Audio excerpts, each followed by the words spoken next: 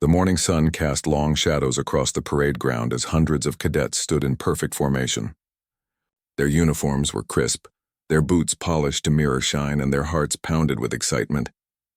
Today was graduation day at the prestigious military academy, the day they had all dreamed of for 4 long years. Among them stood Marcus Chen, a young man whose journey to this moment had been anything but ordinary. His dark hair was neatly trimmed according to regulation, his posture straight and proud. But beneath his perfectly pressed uniform, hidden from view, was a scar that told a story few people knew.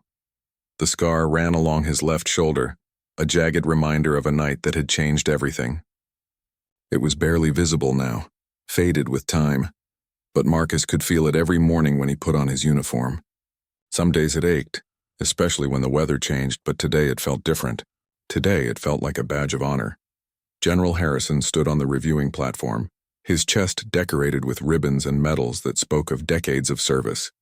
He was a legend in the military, a man whose reputation preceded him wherever he went. Stories of his bravery in combat, his tactical brilliance, and his unwavering dedication to his soldiers were told in hushed, reverent tones throughout the academy. The general's eyes swept across the formation of graduates, each face representing years of dedication, sacrifice, and determination. These young men and women had endured rigorous training, countless hours of study, and challenges that would have broken lesser individuals. They were the future leaders of the military, and today they would officially join the ranks.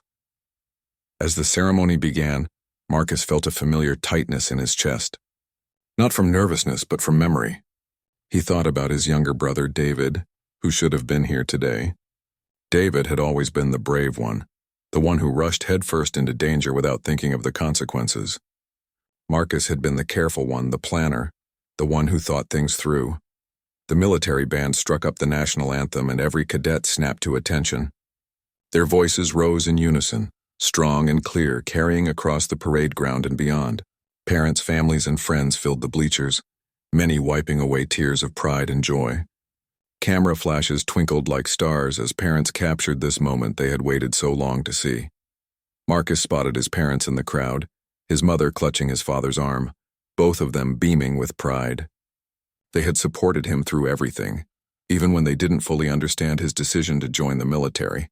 His father, a quiet man who worked with his hands, had never served but respected those who did. His mother had worried constantly, especially after what happened to David. The ceremonies continued with speeches from distinguished alumni and faculty members. Each speaker emphasized duty, honor, and service above self. These weren't just words to Marcus. They were principles he had learned to live by through painful experience. He understood their weight in ways that some of his classmates might not yet comprehend. When General Harrison stepped forward to address the graduates, a hush fell over the entire assembly. His presence commanded respect, and his voice carried the authority of someone who had led soldiers in the most challenging circumstances imaginable. He spoke about leadership, about the responsibility they were about to shoulder, and about the sacred trust between officers and the soldiers they would command. "You are not just receiving a commission today," the general said, his voice carrying clearly across the silent parade ground. "You are accepting a covenant with your country and with every person who will serve under your command. That covenant requires courage, integrity, and sometimes sacrifice that you cannot yet imagine." Marcus felt those words deep in his soul. He knew about sacrifice. He knew about courage that came not from fearlessness but from acting despite fear. He knew about the weight of responsibility when other people's lives hung in the balance. As the general continued his speech, Marcus noticed something in the older man's eyes. There was wisdom there, certainly, but also something deeper, pain perhaps, or understanding that came from experience. It was the look of someone who had made difficult decisions and lived with their consequences. The time came for the presentation of commissions. Row by row, the graduates would march forward, receive their lieutenant's bars, and take their oath of office. Marcus was in the 3rd row, which meant he would have to wait and watch as his classmates ahead of him completed this final ritual. He watched as his friend Jennifer Martinez stepped forward, her head held high despite the challenges she had faced as one of the few women in their class. He watched as Thomas Williams, who had struggled academically but never gave up, finally achieved his dream. Each graduate represented a story of perseverance and determination. When the 2nd row was called forward, Marcus felt his heart rate increase. This was it. After everything he had been through, after all the doubts and fears and sleepless nights, he was about to become an officer in the United States military. He thought about David again, wondering what his brother would think if he could see him now. The second row completed their ceremony and returned to formation. Marcus's row was called forward. They marched in perfect synchronization, their feet hitting the ground in unison, their arms swinging at precisely the correct angle. Years of drill and ceremony had made these movements automatic, but today they felt special, meaningful. Marcus took his place in line, standing at attention as the graduates ahead of him received their commissions one by one. The general shook each hand personally, looked each new officer in the eye, and offered words of congratulation and encouragement. This personal touch was part of what made General Harrison so respected among the troops. As Marcus moved closer to the front of the line, he could see the general more clearly. The older man's face was weathered by years of service and responsibility, but his eyes were alert and intelligent. There was something about his bearing that suggested he had seen things that few people ever witnessed, experienced challenges that tested the very core of his being. Finally, it was Marcus's turn. He stepped forward, came to attention, and prepared to receive his commission. The general reached for the lieutenant's bars, but as Marcus raised his hand in salute, something unexpected happened. The movement caused his uniform to shift slightly, revealing just the edge of the scar on his shoulder. The morning sun cast long shadows across the parade ground as hundreds of cadets stood in perfect formation. Their uniforms were crisp, their boots polished to mirror shine, and their hearts pounded with excitement. Today was graduation day at the prestigious military academy, the day they had all dreamed of for 4 long years. Among them stood Marcus Chen, a young man whose journey to this moment had been anything but ordinary. His dark hair was neatly trimmed according to regulation, his posture straight and proud. But beneath his perfectly pressed uniform, hidden from view, was a scar that told a story few people knew. The scar ran along his left shoulder, a jagged reminder of a night that had changed everything. It was barely visible now, faded with time, but Marcus could feel it every morning when he put on his uniform. Some days it ached, especially when the weather changed, but today it felt different. Today it felt like a badge of honor.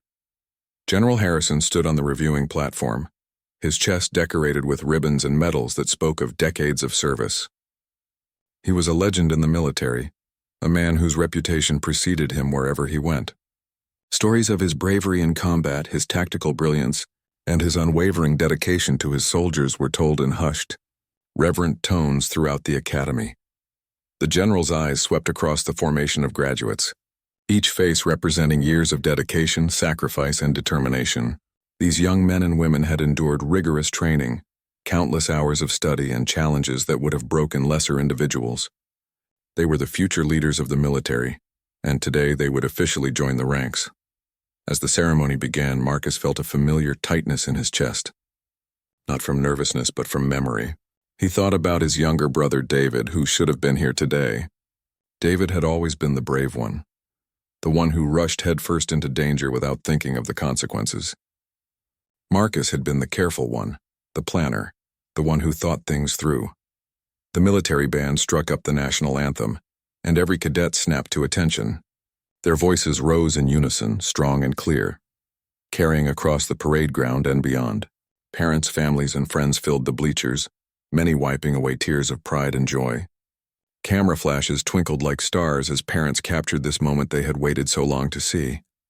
Marcus spotted his parents in the crowd, his mother clutching his father's arm, both of them beaming with pride.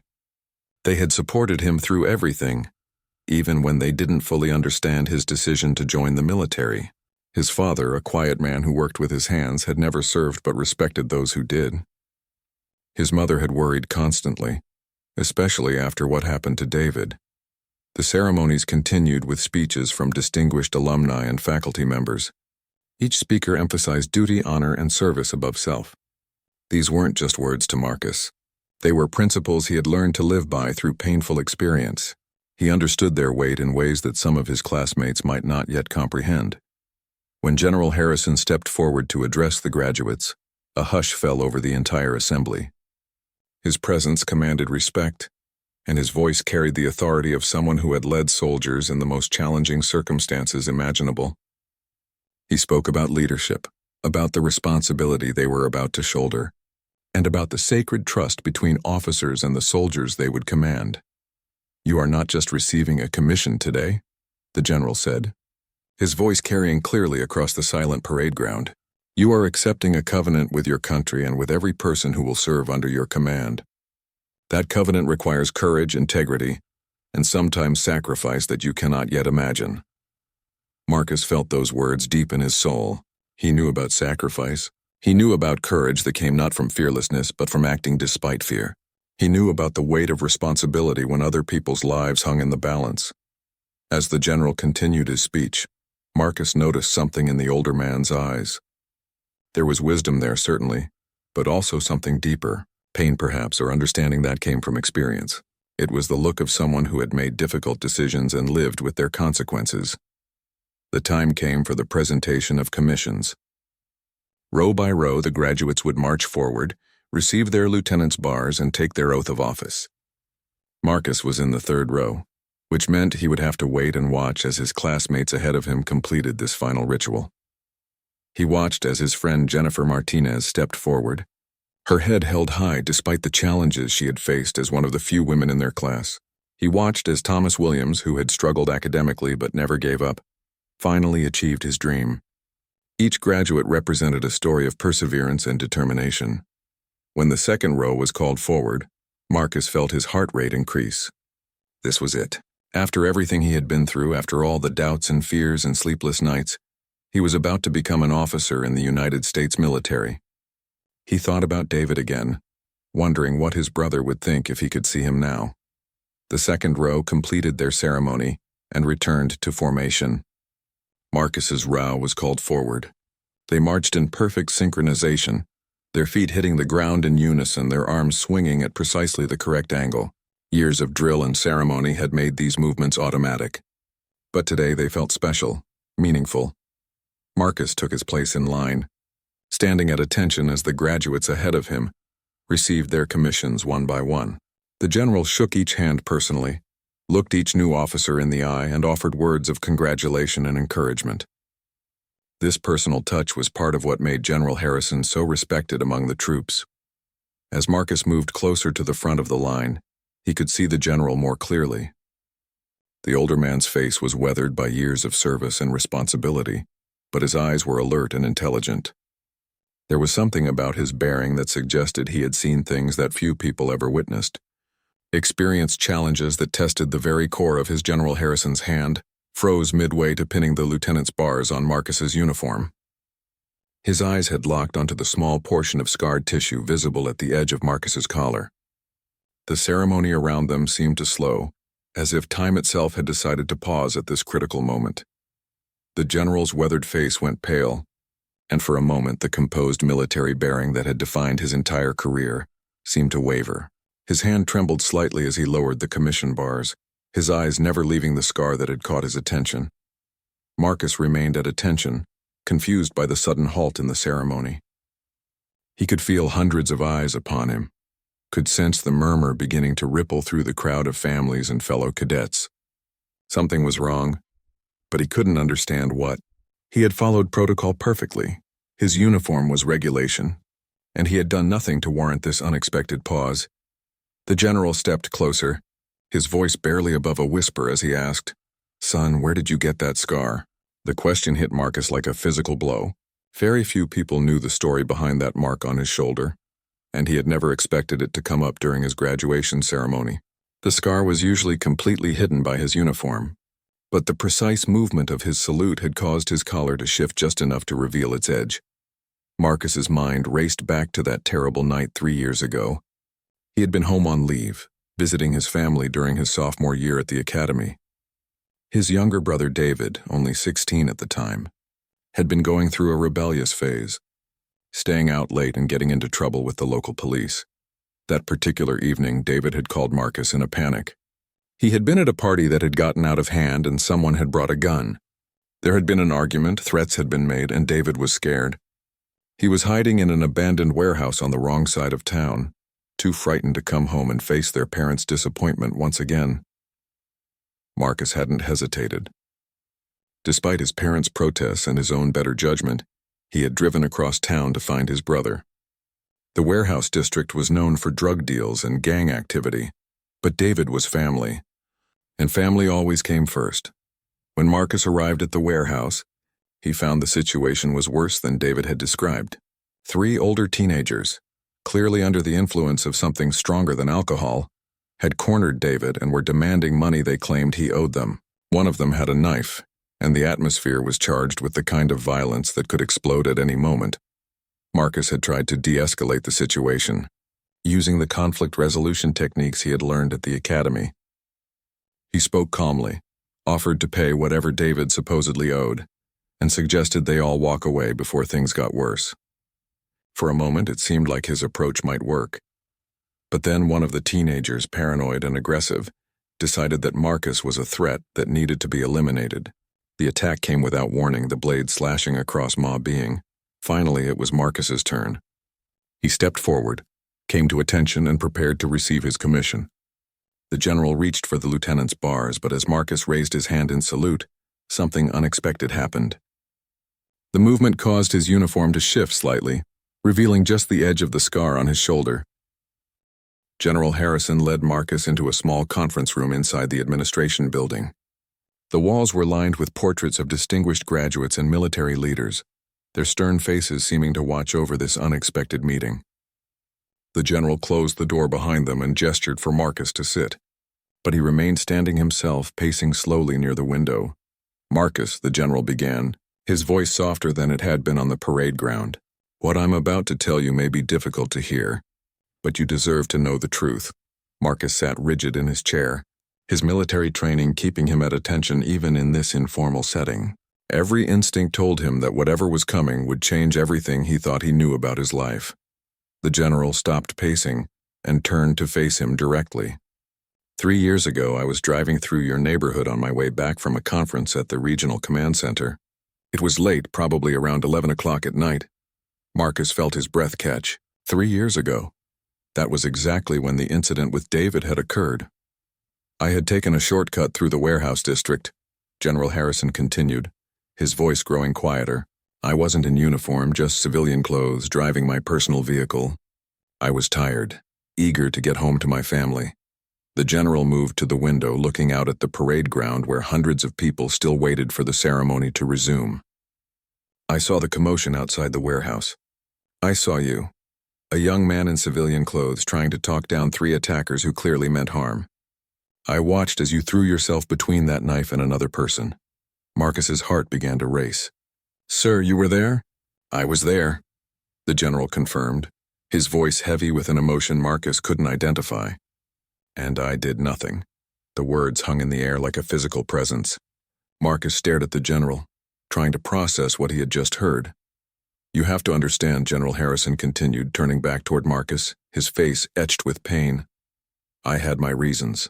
I was in civilian clothes, had no weapon, no radio, no backup. If I had intervened, I might have made the situation worse. I convinced myself that calling 911 was the best course of action." "You called for help?" Marcus asked quietly. "I did, but by the time I got through to dispatch and they understood the location, you had already handled the situation yourself. The police arrived just as you were restraining the last attacker." The general's voice grew thick with regret. "I watched a young civilian do what I, a career military officer, was too cautious to attempt." Marcus tried to make sense of what he was hearing. All this time, he had thought he and David were alone that night. He had never known that help had been so close, that someone else had witnessed their struggle. "Sir, I don't understand. You made the right call. Getting professional help was the smart thing to do." General Harrison shook his head. "No, son. I made the safe call, not the right call. There's a difference, and it's taken me 3 years to fully understand that." The general sat down across from Marcus, leaning forward with his hands clasped. "I watched you make a choice that night. You could have called your parents, waited for help, or tried to convince your brother to come home on his own. Instead, you put yourself in danger to protect someone you loved. You acted with the kind of courage that can't be taught in any academy." Marcus felt uncomfortable with the praise. "I was just doing what anyone would do for family." No, the general said firmly.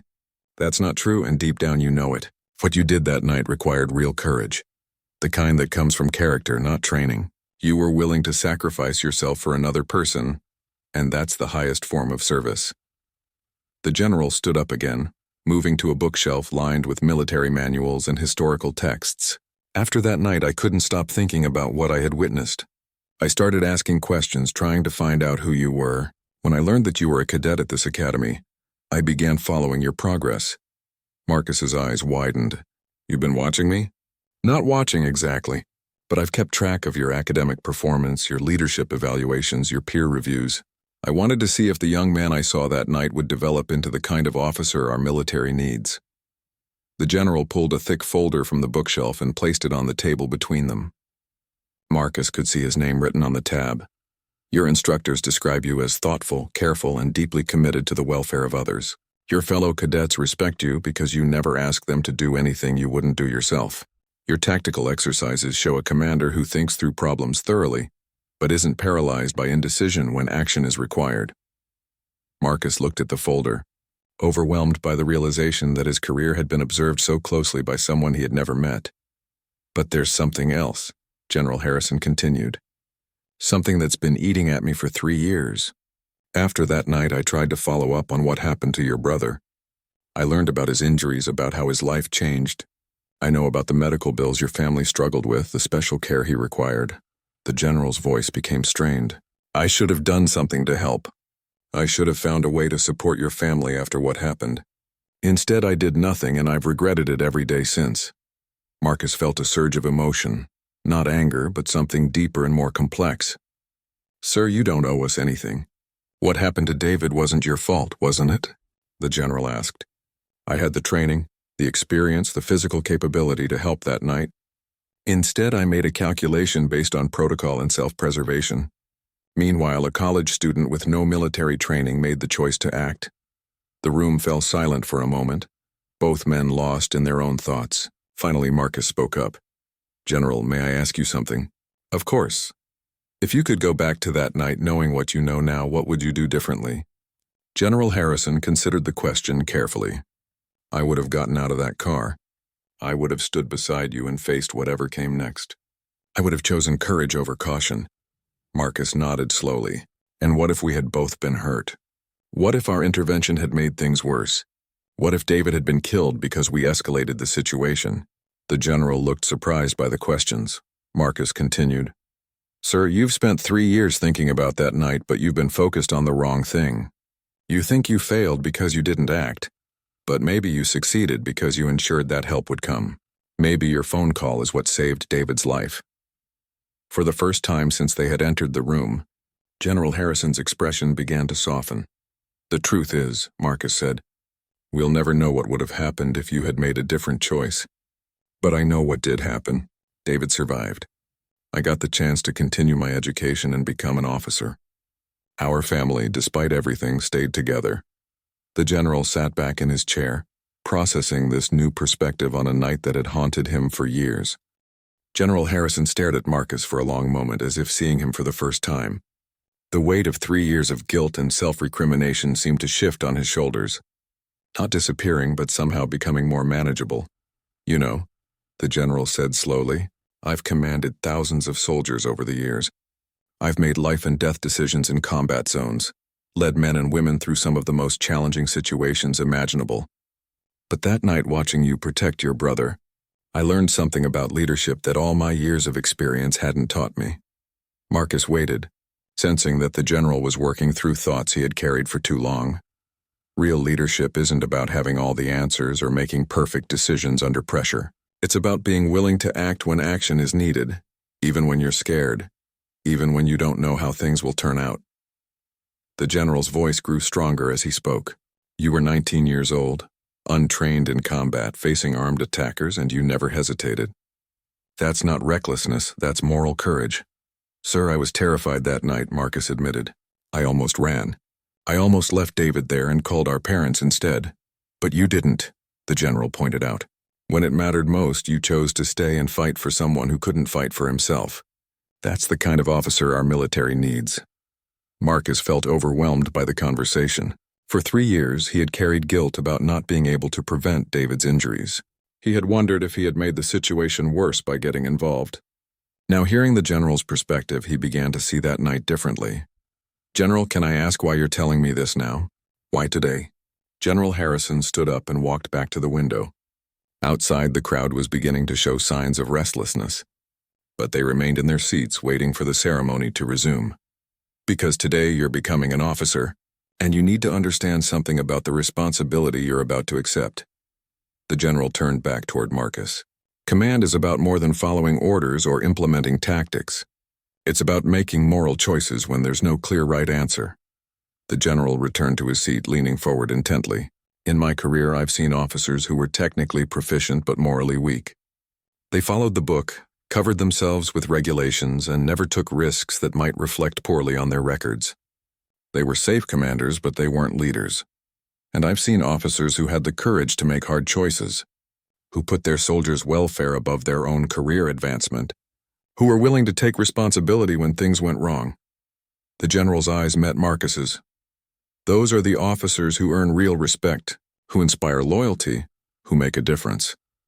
Marcus began to understand where this conversation was leading.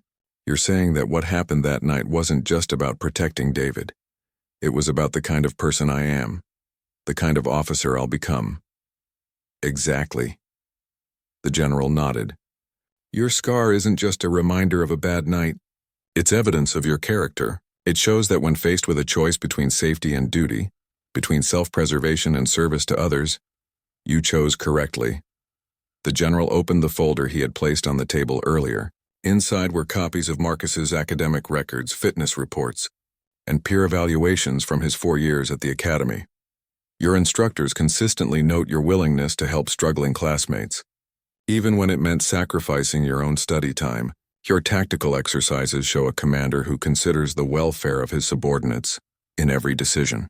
Your leadership positions demonstrate someone who earns respect through example rather than authority." Marcus looked through the documents, surprised by some of the comments he read. He had never realized that his actions were being observed and evaluated so closely. "But there's something else in your file that I find particularly interesting," the general continued. He pulled out a form that Marcus recognized as his application for branch assignment. "You requested to be assigned to units that deploy frequently, that face the highest risk, that serve in the most challenging environments." "Yes, sir. I want to serve where I'm needed most. Most new officers request assignments that will help their careers, positions that offer opportunities for advancement and professional development. You requested assignments that offer opportunities for service." The general smiled slightly. "That tells me that the lesson you learned that night with your brother has stayed with you." Marcus thought about this observation. He hadn't consciously connected his assignment request to what happened with David, but perhaps the general was right. Perhaps that night had shaped his understanding of what service really meant. "General, I need to ask you something, and I hope you'll give me an honest answer." "Of course." "Do you think I would have become a good officer if that night had never happened? If David had never been hurt? If I had never been forced to make that choice?" The general considered the question carefully. "That's impossible to know for certain, but I think you would have. The courage you showed that night didn't come from nowhere. It came from who you are at your core. The situation revealed your character. It didn't create it. But," the general continued, "I do think that experience taught you something valuable about the cost of leadership. You understand that protecting others sometimes requires personal sacrifice. You know that the right choice isn't always the safe choice. Those are lessons that some officers never learn, and their soldiers pay the price for that ignorance." Marcus felt a new understanding beginning to form. The guilt he had carried about David's injuries began to shift into something else. Not pride, exactly, but acceptance. He had done what he thought was right at the time, and while the outcome wasn't perfect, it was the best he could achieve under the circumstances. "Sir, what happened to your regrets about that night? Do you still think you made the wrong choice?" General Harrison was quiet for a moment, then smiled. The first genuine smile Marcus had seen from him since the ceremony began. "You know, I think I've been asking myself the wrong question for 3 years. I kept wondering what would have happened if I had acted differently. But you've helped me realize that the important question is, what did I learn from that experience and how has it made me a better leader?" The general stood up, his bearing once again that of a confident military commander. That night taught me that sometimes the most important thing a leader can do is recognize courage in others and find ways to support it.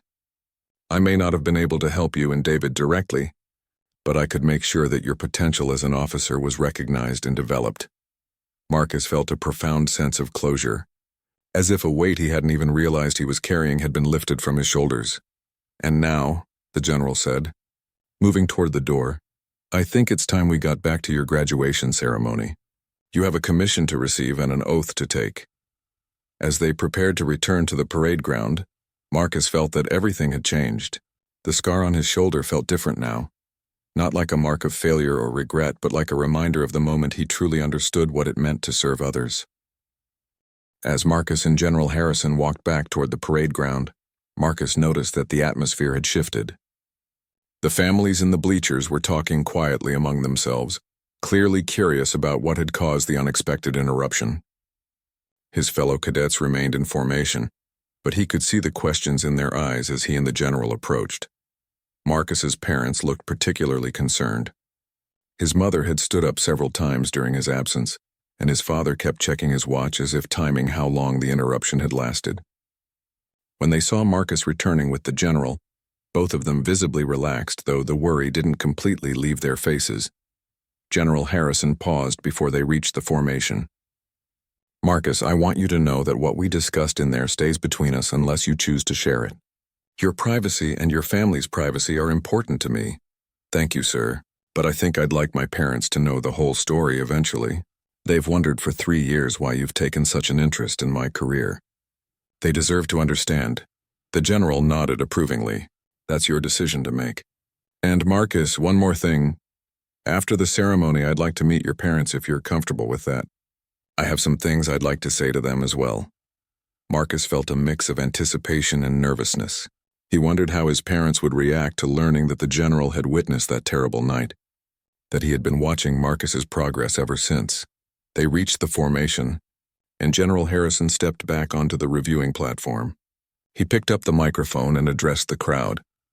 Ladies and gentlemen, thank you for your patience. We can now resume the graduation ceremony. His voice carried clearly across the parade ground, authoritative and confident. To most of the observers, it would seem as if nothing unusual had happened, but Marcus could see something different in the general's demeanor. There was a lightness in his bearing that hadn't been there before, as if a burden he had carried for years had finally been set down. The ceremony resumed with Marcus still at the front of the line. General Harrison approached him again, holding the lieutenant's bars that would officially mark his transition from cadet to officer. This time there was no hesitation, no pause, no surprise. Cadet Marcus Chen, the general said formally. Do you solemnly swear to support and defend the Constitution of the United States against all enemies, foreign and domestic? I do, Marcus replied, his voice strong and clear.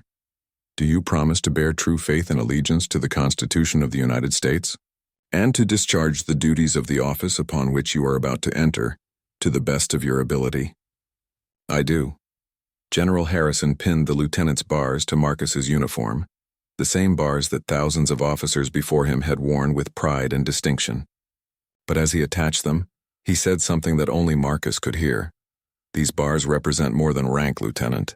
They represent the trust that your soldiers will place in you, the responsibility you have to lead them well, and the commitment you made that night 3 years ago to put others before yourself.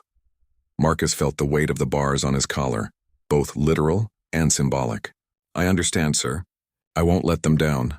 I know you won't, the general replied, then stepped back and rendered a sharp salute. Congratulations, Lieutenant Chen.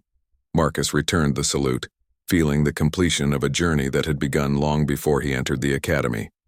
The crowd erupted in applause, and Marcus could see his parents on their feet, his mother wiping away tears of joy and pride. As Marcus returned to his position in the formation, he felt different.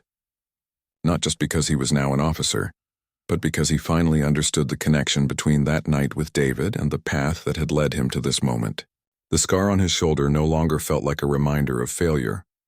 It felt like a badge of honor earned through moral courage. The ceremony continued with the remaining graduates receiving their commissions. Marcus watched each of his classmates step forward to accept their new responsibilities, knowing that they too would face moments that would test their character and define their leadership. When the last cadet had been commissioned, General Harrison stepped forward for his closing remarks. "New officers," he began, his voice carrying across the silent parade ground. "You are embarking on a profession that will ask everything of you. It will test your courage, challenge your integrity, and demand that you put the welfare of others above your own comfort and safety."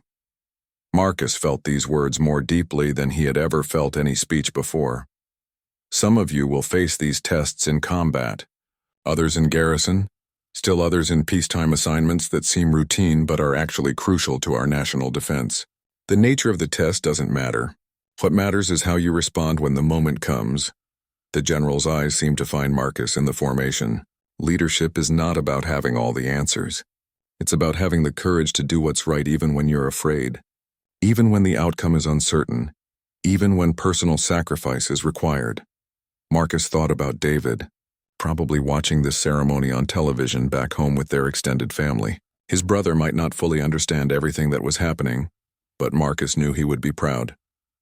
"You will make mistakes," General Harrison continued. "Every leader does. The measure of your character will not be in the perfection of your decisions, but in your willingness to learn from your errors, to take responsibility for them, and to do better next time." The general's voice grew stronger as he reached his conclusion. "Remember that every soldier you lead is someone's son or daughter, someone's brother or sister. They have families who love them, dreams they want to pursue, lives they want to live. Your job is to train them well, lead them wisely, and bring them home safely whenever possible." Marcus felt the full weight of this responsibility settling on his shoulders. He thought about the soldiers he would soon lead, young men and women who would trust him with their lives and their futures. You have earned the right to wear those bars through 4 years of dedicated study and training. But the real test of your leadership begins now, in the choices you make every day as an officer. Make choices you can be proud of. Make choices that honor the oath you took today. Make choices that justify the trust your soldiers place in you. General Harrison stepped back and saluted the new officers. "Congratulations to the class of 2025. You are dismissed to begin your careers as officers in the United States military." The formation dissolved, as families rushed onto the parade ground to congratulate their newly commissioned sons and daughters. Marcus was immediately engulfed by his parents, both of them speaking at once as they examined his new lieutenant's bars and expressed their pride and relief. "We're so proud of you," his mother said, tears streaming down her face as she hugged him tightly. "David wanted to be here so badly, but the doctor said the crowd and noise might be too much for him. He's watching on television," his father added, his voice thick with emotion. "He made us promise to take lots of pictures so he could see everything." Marcus felt a pang of sadness that David couldn't be there in person, but he understood. His brother's injuries made large crowds and loud noises difficult to handle. Still, knowing that David was watching from home made this moment feel complete. "Mom, Dad," Marcus said, "there's someone I'd like you to meet." He turned to see General Harrison approaching, having finished congratulating the other graduates.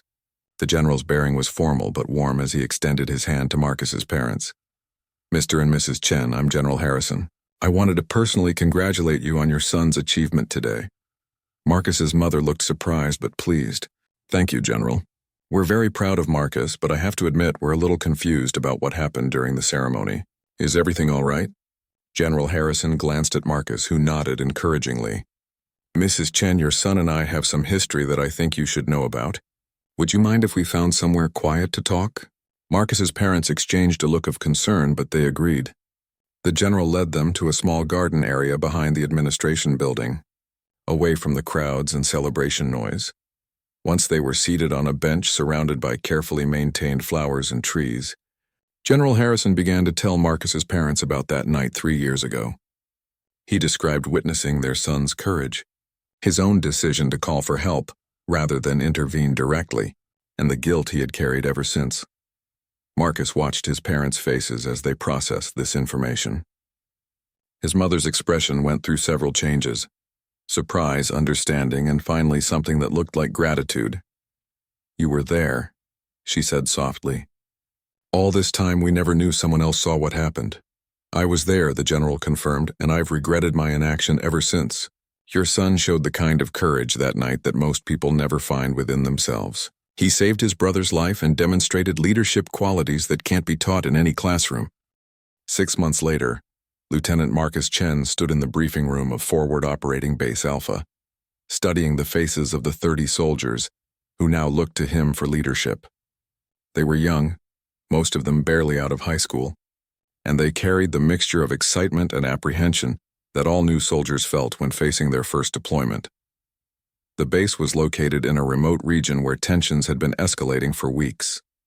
Marcus's platoon had been assigned to patrol a sector that included several small villages and a crucial supply route.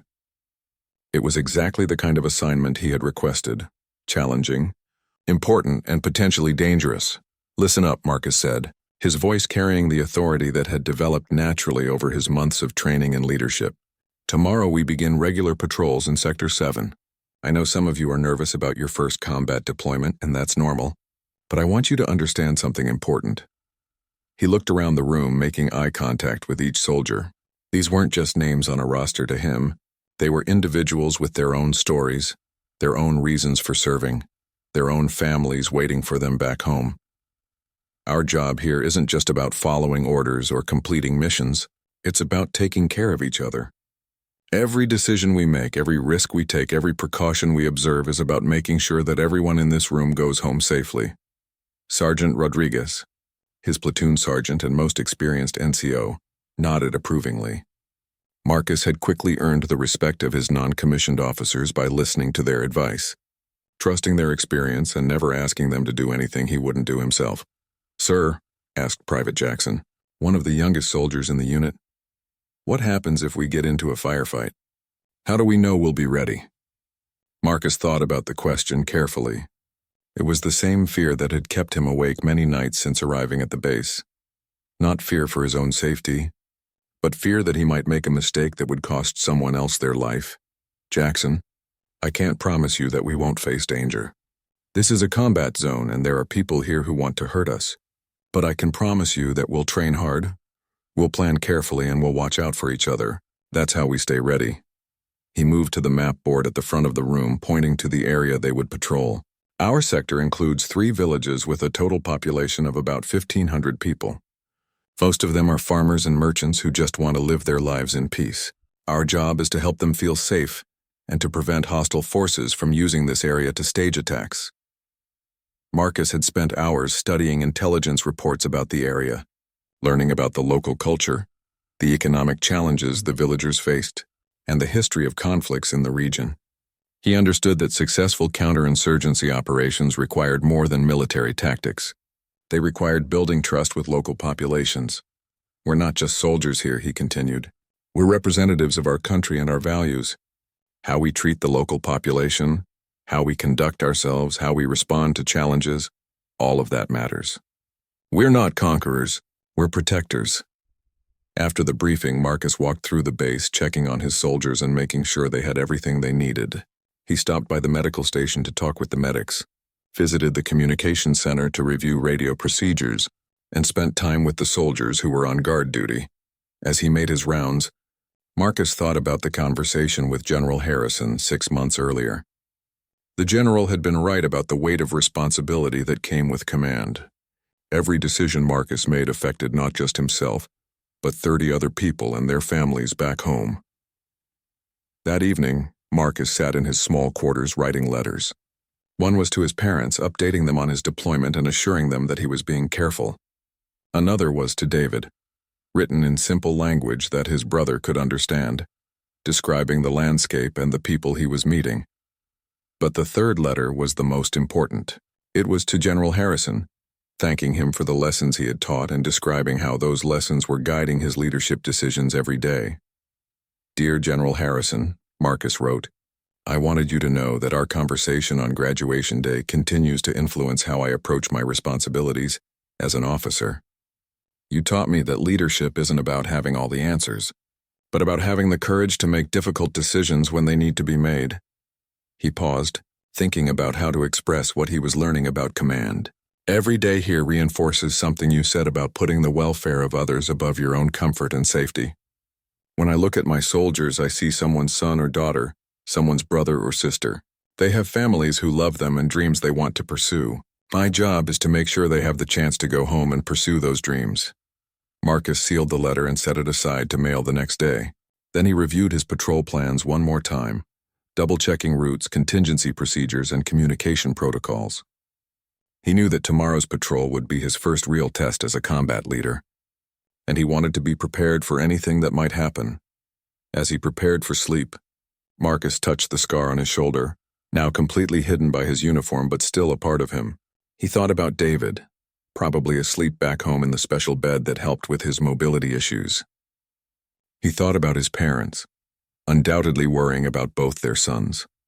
He thought about General Harrison, who had taught him that courage wasn't the absence of fear but the willingness to act despite it.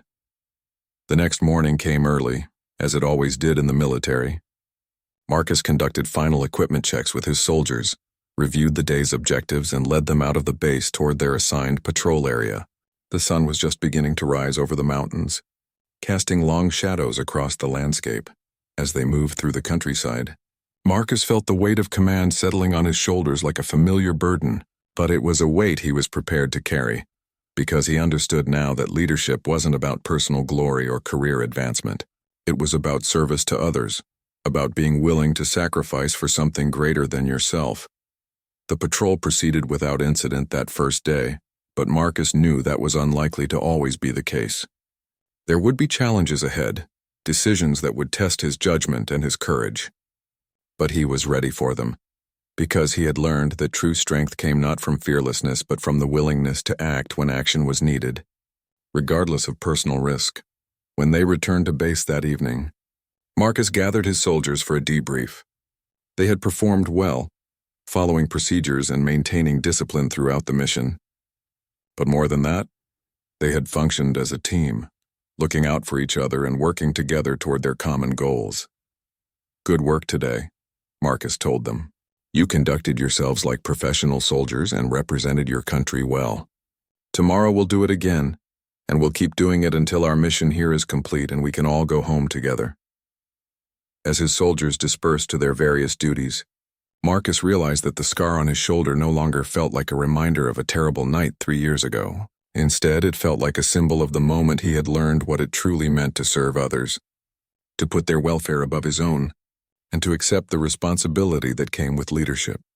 That night, under the stars of a foreign sky, Lieutenant Marcus Chen fell asleep knowing that he was exactly where he was supposed to be, doing exactly what he was meant to do. The journey that had begun with a frightened phone call from his brother had led him to this moment, this place, this responsibility. And he was ready for whatever challenges tomorrow might bring.